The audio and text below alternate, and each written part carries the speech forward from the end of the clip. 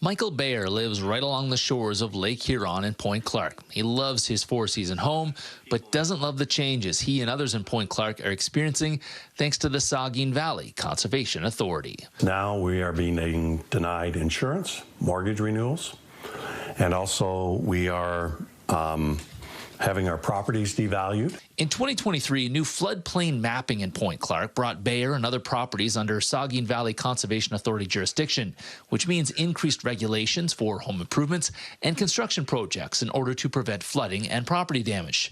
Just a year later, the province mandated a 15-meter allowance around dynamic beaches across Ontario, regulating development in those areas. Bayer's shoreline property falls within both of these new regulations.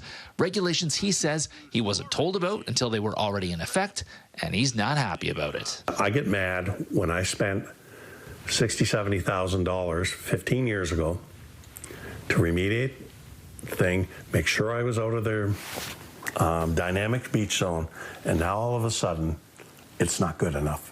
Bayer has a petition with 800 signatures opposing the changes to floodplain and shoreline mapping in the Point Clark area.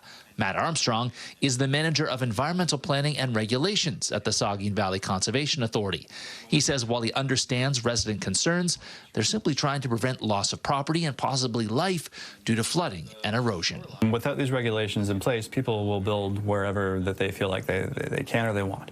And these are areas that we've learned over time can be very much unsafe for development. Bayer says decades have gone by with no massive floods in Point Clark, making the new regulated areas overkill. Armstrong disagrees. And we don't regulate about what happened in the last 10, 20, 30 years, right? We regulate what could happen in the future.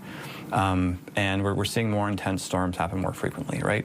Armstrong says there's only 37% of Saugeen Valley shoreline within the new dynamic beach zone, and more land was taken out of Conservation Authority jurisdiction than added due to the new floodplain mapping in Huron-Kinloss. Bayer says many shoreline residents are still frustrated with the changes and lack of communication between them and the Conservation Authority. I think they need to regain the trust of the property owners, because right now the property owners don't want to have anything to do with them.